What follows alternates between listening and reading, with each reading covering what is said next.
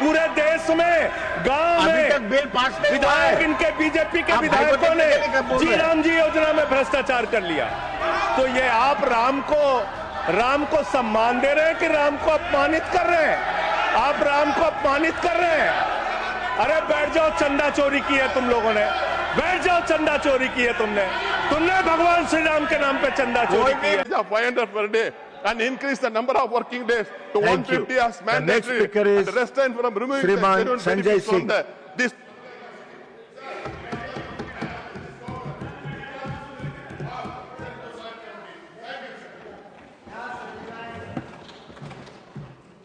धन्यवाद मान्यवर, आपने इस महत्वपूर्ण बिल पे मुझे अपनी बात कहने का मौका दिया।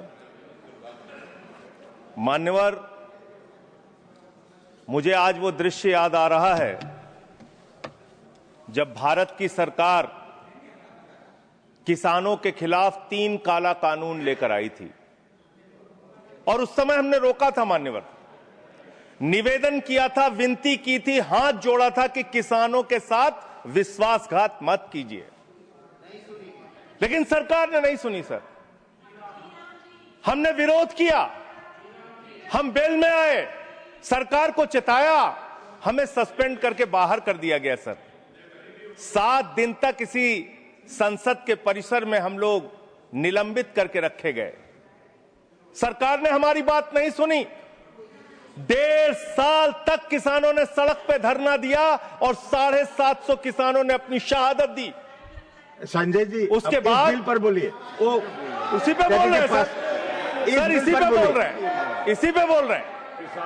इस देश का किसान, इस देश का मजदूर, इस देश का अन्नदाता।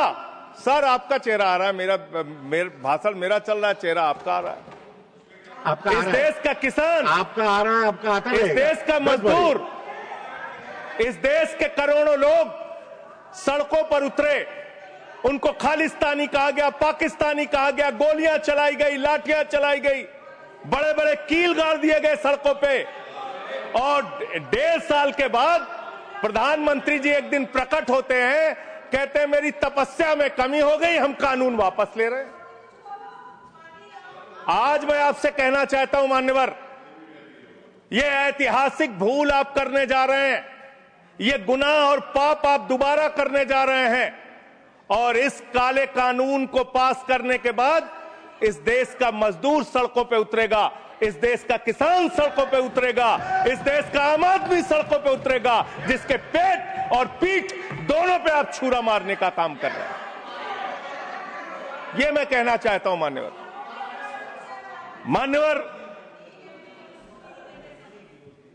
मान्यवर, यह बिल किस मंशा और उद्देश्य के तहत लाया गया है? इस बिल को आपने कह दिया जी राम जी बिल है, जी राम जी बिल है। भगवान श्री राम का नाम लेके कितना गुनाह आप अपना छिपाना चाहते हैं, कितना गुनाह छिपाना चाहते हैं? राष्ट्रपिता महात्मा गांधी से आपको क्या समस्या है मान्यवर? अरे वो राष्ट्रपिता महात्मा गांधी इतने महान है, इतने महान है, इतने महान है कि दुनिया के 80 देशों में उनकी प्रतिमा लगी हुई है मान्यवर, 80 देशों में। और जब G20 का सम्मेलन हुआ, दुनिया के तमाम राष्ट्राध्यक्ष आए, दुनिया के तमाम प्रधानमंत्री और राष्ट्रपति आए, तो भारत के प्रधानमंत्री को मजबूर होकर उसी राजघाट पर महात्मा गांधी के सामने सर झुकाना पड़ा। वो गोलवरकर की समाधि पे नहीं गए, गांधी की समाधि पे गए। वो गोडसे की समाधि पे नहीं गए, गांधी की समाधि पे गए। मान्यवर, राष्ट्रपिता महात्मा गांधी जो राम राज्य की कल्पना करते थे, राष्ट्रपिता महात्मा गांधी जो रघुपति राघव राजा राम का पाठ करते थे, राष्ट्रपिता महात्मा गांधी जो भगवान श्री राम के सच्चे भक्त थे। और याद रखिएगा मान्यवर, इस सरकार को आपके माध्यम से कहना चाहता हूं, भगवान को अपने भक्त से बहुत प्यार होता है। आज भगवान श्री राम आपको श्राप दे रहे होंगे कि तुम हमारे भक्त को अपमानित कर रहे हो। तुम अपने भक्त को, तुम हमारे भक्त को अपमानित कर रहे हो। भगवान श्री राम आपको जरूर श्राप दे रहे होंगे मान्यवर।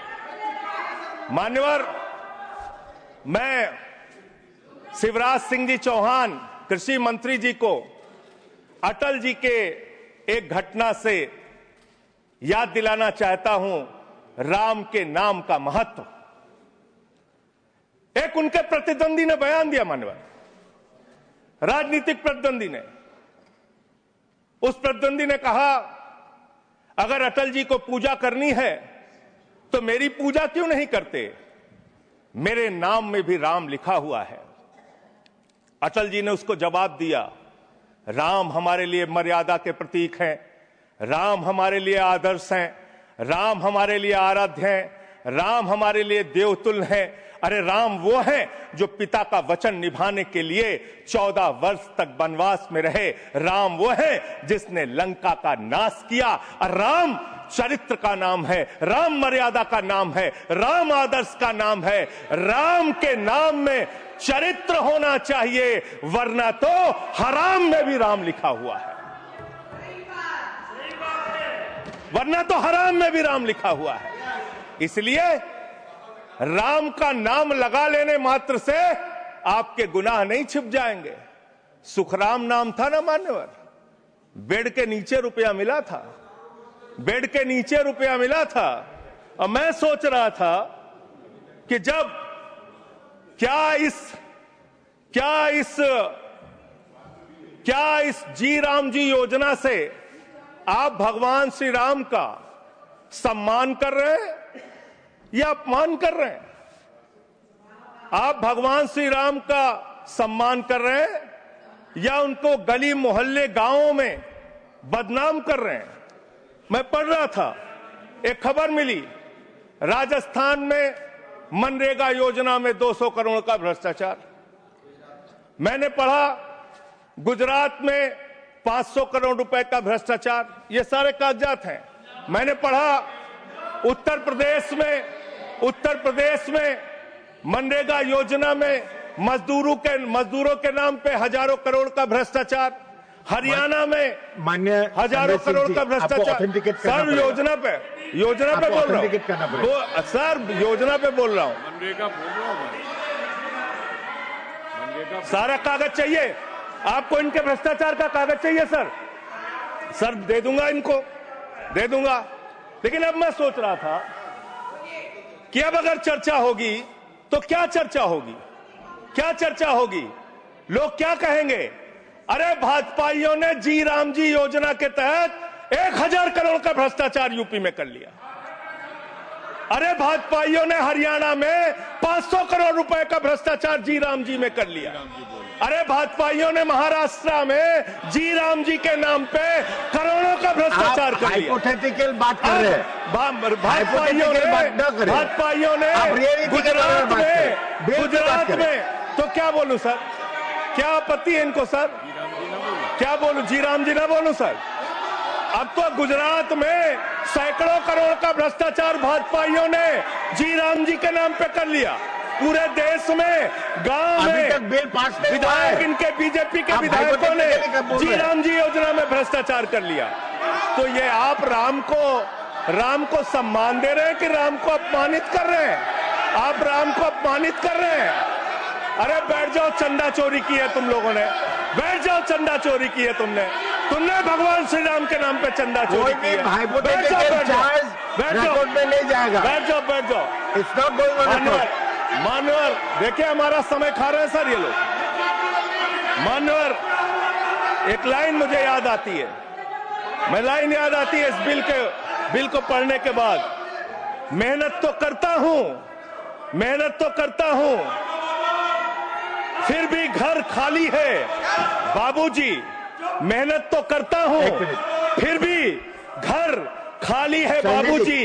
मिट्टी के कुछ दीपक ले लो, दिवाली है बाबूजी। मिट्टी के कुछ दीपक ले लो, दिवाली है बाबूजी। गरीब का रूल पॉइंट ऑफ ऑर्डर 110 110। एक मिनट, 110 पॉइंट ऑफ ऑर्डर सुन लेते हैं। नहीं, it is a right. It is the right of the member. Yes, it is the right. You are bringing everybody who is coming on the bail and he's asking all the things. No.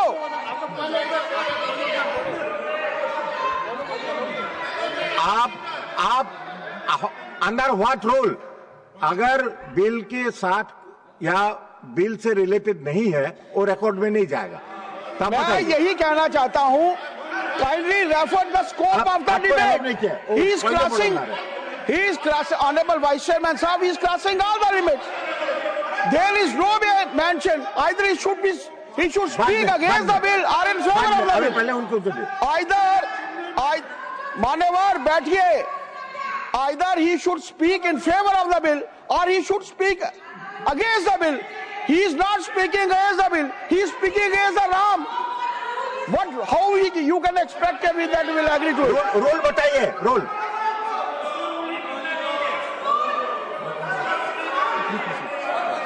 ठीक है संजय जी, कर देते हैं बोलने. Sir LOP wants to speak. जब आपने उनको allow किया, एलओपी को करिए. आपका समय कम है, उनको अलाउ. आपका समय से जाएगा है आपका समय जो से सर उनका हमारे में से. आपका समय पॉज कीजिए सर, पॉज कीजिए. You asked me to stand. अभी नहीं, पॉइंट ऑफ ऑर्डर मैंने सुन लिया है. देखिए, मैंने सुन लिया. नो हाँ, वो देखिए, जो हाइपोथेटिकल बात है वो रिकॉर्ड में नहीं जाएगा. मैंने ऑलरेडी रूलिंग दे चुका है. बताइए. डिप्टी चेयरमैन साहब, आप बड़े सीनियर लीडर है और आप ये सब प्रोसीजर तो आपको मालूम है, फिर बताने की जरूरत नहीं है. लेकिन मैं आपसे विनती करता हूं कि जब वो खामोशी से बात कर रहे हैं और क्या मार रहे हैं क्या? देखिए, वो खामोशी से बात कर रहे हैं, सुनिए. आपको अगर जचता नहीं, अगर आपको ये पसंद नहीं है तो आप उसका उत्तर बाद में दीजिए. पहले सुनिए उनका जो कहना चाहते हैं. बोले. और उदाहरण के तौर पर अब उनको सारी चीजें वो उदाहरण के तौर पर बोल रहे हैं और कागज सामने रख के बोल रहे हैं. इसीलिए आप उनको परमिट देना, कहना जरा खामोश बैठ. धन्यवाद. मान्यवर, मैं भाजपाइयों के लिए, भाजपाई मित्रों के लिए एक गाना गाना चाहता हूं कि देखो ऐ दीवानों ऐसा काम ना करो, राम का नाम बदनाम ना करो. राम का नाम बदनाम ना करो. इस जी राम जी योजना के नाम पे पूरे देश में आप लोगों का जो भ्रष्टाचार है, हम नहीं चाहते कि वो हमारे आराध्य भगवान श्री राम के साथ जुड़े. आप वो भ्रष्टाचार, वो चोरी, वो सारे कुछ लूटखोरी वो जोड़ना चाहते, कमीशन खोरी राम जी के नाम से जोड़ना चाहते हैं. लेकिन मैं क्या करूं मान्यवर, मैं तो कह रहा हूं, आप फिर आ गए मान्यवर. हम लोगों को तो मान्यवर हम तो कह रहे हैं देखो ए दीवानों ऐसा काम ना करो, राम का नाम बदनाम ना करो. लेकिन हमारे भाजपाई मित्र कह रहे हैं राम राम जपना पराया माल अपना, राम राम जपना पराया माल अपना. इनका ध्यान लूटखोरी और भ्रष्टाचार में लगा हुआ है. इस कानून में क्या लिखा हुआ मान्यवर? इस कानून में लिखा हुआ है मान्यवर, इसमें लिखा हुआ है कि 40% हिस्सा राज्य सरकारें देंगी, 60% हिस्सा केंद्र सरकार देगी. पहले 90% हिस्सा केंद्र सरकार देती थी, 10% हिस्सा राज्य सरकारें देती थी. आज तो ज्यादातर राज्य सरकारें आपकी नीतियों की बदौलत, आप जीएसटी का पैसा खाते हैं, राज्यों के टैक्स का पैसा खाते हैं. आपने राज्यों को खोखला कर दिया, आपने राज्यों को कर्ज में डुबा दिया. अब आप कह रहे हैं राज्य सरकारें इसमें पैसा लगाएंगी, यानी आप इस योजना को मारना चाहते हैं. आप इस देश के मजदूरों का हक मारना चाहते हैं. इस योजना को पूरी तरीके से खत्म और समाप्त करना चाहते हैं. इस मंशा से आप इस योजना को लेके आए हैं, क्योंकि राज्यों के ऊपर आज जो कर्जा है वो मैं पढ़ के आपके सामने सुनाना चाहता हूं. तमिलनाडु 8,34,000 करोड़ रुपए, उत्तर प्रदेश 7,69,000 करोड़ रुपए, महाराष्ट्र 7,22,000 करोड़ रुपए, पश्चिम बंगाल 6,58,000 करोड़ रुपए, कर्नाटक 5,57,000 करोड़ रुपए, राजस्थान 5,62,000 करोड़ रुपए, आंध्र प्रदेश 4,85,000 करोड़ रुपए, गुजरात 4,67,000 करोड़ रुपए, केरल 4,29,000 करोड़ रुपए, मध्य प्रदेश 4,18,000 करोड़ रुपए, तेलंगाना 3,89,000 करोड़ रुपए, बिहार 3,19,000 करोड़ रुपए। ये कर्जे में डूबे हुए राज्यों से, ये कर्जे में डूबे हुए राज्यों से आप ये कह रहे हैं कि 40% पैसा लगाओ, यानी कि सर आप ये हम बोल रहे हैं, कौन बोल रहा है सर? ये क्या हो रहा है? मैं आपसे पूछना चाहता हूं, राज्य जो कर्जे में डूबे हुए हैं, जो आप बोल रहे हैं वही रिकॉर्ड में जा रहा है। मान्यवर, मैं ये कहना चाहता हूं कि जो राज्य पहले से ही लाखों लाख करोड़ रुपए के कर्जे में डूबे हुए हैं, आप उनसे कह रहे हैं 40% पैसा आपको लगाना होगा। आप इस योजना में कह रहे हैं कि आप एरिया तय करेंगे, एरिया आप निर्धारित करेंगे कहां पे ये आपकी स्कीम लागू होगी या नहीं लागू होगी, इसको आप तय करेंगे। ये कितने 125 दिन की आप बात कर रहे हैं मान्यवर? आंकड़ा उठाकर देख लीजिए, मंत्री जी यहां पर मौजूद हैं। 100 दिन के रोजगार की गारंटी है मनरेगा योजना में, लेकिन औसतन पूरे हिंदुस्तान में 50 दिन से ज्यादा रोजगार आपने नहीं दिया। आपने मजदूरों के साथ धोखा करने का काम किया। और आंकड़े ये बताते हैं कि आपका जो बजट का निर्धारण होता है 12 करोड़ लोगों के लिए 267 रुपए के हिसाब से अगर आप मजदूरी निर्धारित करते हैं तो करीब करीब 3,13,000 करोड़ रुपए बनती है। आप उसके लिए 86,000 करोड़ रुपए का बजट रख रहे हैं। यानी कि मंशा आपकी शुरू से स्वयं यही है कि आप इस योजना के तहत लोगों को काम नहीं देना चाहते हैं, मजदूरी नहीं देना चाहते हैं। लेकिन मजदूरों के हक में, मजदूरों की आवाज उठाने वाले लोग देश भर में संगठित हो रहे हैं। ये आप दूसरा अपराध करने जा रहे हैं। मैं आपको कहना चाहता हूं, आपके माध्यम से इस सरकार को चेतावनी देना चाहता हूं। कौन सी हक की लड़ाई लड़ रहे हैं महराज मलिक? जो हमारा विधायक है जम्मू कश्मीर का, वो जमीन के हक की लड़ाई लड़ रहा था, मजदूर के हक की लड़ाई लड़ रहा था। आपने उसको पीएसए का कानून लगा के जेल में डाल दिया। कौन से हक की लड़ाई लड़ रहे थे? सोनम वांगचुक मजदूर के हक की लड़ाई लड़ रहे थे, किसान के हक की लड़ाई लड़ रहे थे, आम आदमी के हक की लड़ाई लड़ रहे थे, लद्दाख के लोगों के हक की लड़ाई लड़ रहे थे। उस सोनम वांगचुक को, जो एक पढ़े लिखे प्रतिष्ठित व्यक्ति हैं, उनको आपने पकड़कर जेल में डालने का काम किया। आप पूरे देश में जबरदस्ती मामला है जी, तो ये रिकॉर्ड में नहीं जाएगा। क्यों नहीं जाएगा सर? क्यों नहीं जाएगा सर? मजदूर के लिए लड़ने वाले क्यों नहीं जाएगा? मैटर जो है क्यों नहीं जाएंगे? वो रिकॉर्ड में नहीं जाएगा। आगे बोले सर, आगे बोले सर। मैं इस अवसर पर पंडित राम नरेश त्रिपाठी जो हमारे सुल्तानपुर के हैं, उनकी एक कविता पढ़ना चाहूंगा। ना मंदिर में, ना मस्जिद में, ना गिरजे के आसपास में, ना पर्वत पर, ना नदियों में, ना घर बैठे, ना प्रयास में, ना कुंजों में, ना उपवन में, शांति भवन या सुख निवास में, ना गाने में, ना बाने में, ना आशा में, ना ही हास में, ना छंदों में, ना प्रबंध में, ना अलंकार, ना अनुप्रास में, खोज ले कोई राम मिलेगा दीन जनों की भूख प्यास में। खोज ले कोई राम मिलेगा दीन जनों की भूख प्यास में। आप दीन जनों को भूखा रख के, उनकी मजदूरी छीन के, उनके हाथ का काम छीन के, उनका रोजगार छीन के, आप चाहते हैं उनके पेट पे लात मार के, आप चाहते हैं कि आप सिर्फ इस योजना का नाम बदल देंगे, इस योजना का नाम बदल देंगे तो पूरे देश में आपका महिमा मंडन हो जाएगा। अब आपका ये नकली काम इस देश के अंदर चलने वाला नहीं है। पूरा देश आपकी सच्चाई जान चुका है मान्यवर। पिछले दिनों मैंने पदयात्रा शुरू की थी अयोध्या से लेकर सरयू से संगम तक।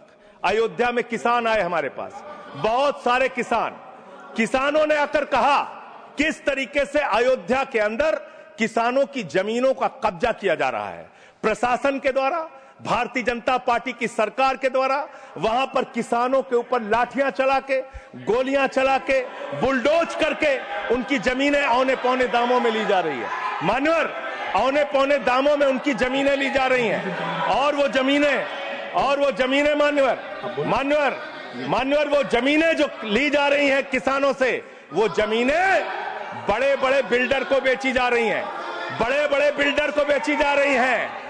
किसानों से 5 लाख रुपए बिस्वा जमीन ली गई अयोध्या में। अरे सुनो ध्यान से, किसानों से 5 लाख रुपए बिस्वा अयोध्या में जमीन ली गई और लोढ़ा ब्रदर्स ने उसी जमीन को प्लाटिंग करके 1 करोड़ 80 लाख रुपए में बेचा। आप धंधा कर रहे हैं, प्रभु श्री राम के नाम पे आप धंधा कर रहे हैं, अयोध्या के लोगों को लूटने का काम कर रहे हैं, अयोध्या के किसानों को लूटने का काम कर रहे हैं। इसीलिए अयोध्या के लोगों ने आपको हराया, इसीलिए अयोध्या के लोगों ने आपको हराया। और यही आपका चरित्र रहेगा तो पूरे देश में जनता आपको जवाब देगी, जनता आपको हराने का काम करेगी। ये मजदूरों का हक मारने का काम जो आप कर रहे हैं, इसको बंद कीजिए। मानवर, मैं अंतिम बात कहना चाहता हूं, मानवर बोले, जब ये मनरेगा योजना लाई गई तो इस बिल को अस्थायी समिति में भेजा गया था। आज जब आप नई योजना लेकर आ रहे हैं, इसको अस्थायी समिति में आपने क्यों नहीं भेजा? क्या आप छिपाना चाहते हैं? क्या आपकी मंशा है? ये आप बताइए। और अंत में इन्हीं लाइनों के साथ कि हम मेहनत कश इस दुनिया से जब अपना हिस्सा मांगेंगे, एक बाग नहीं, एक खेत नहीं, हम सारी दुनिया मांगेंगे, इस देश का मजदूर आपके खिलाफ खड़ा होगा, अपनी आवाज को बुलंद करेगा। इंकलाब जिंदाबाद, वंदे मातरम, जय श्री राम, जय श्री राम, जय श्री राम। कोई श्री राम का नाम नहीं लिया। श्रीमान एस निरंजन रेड्डी।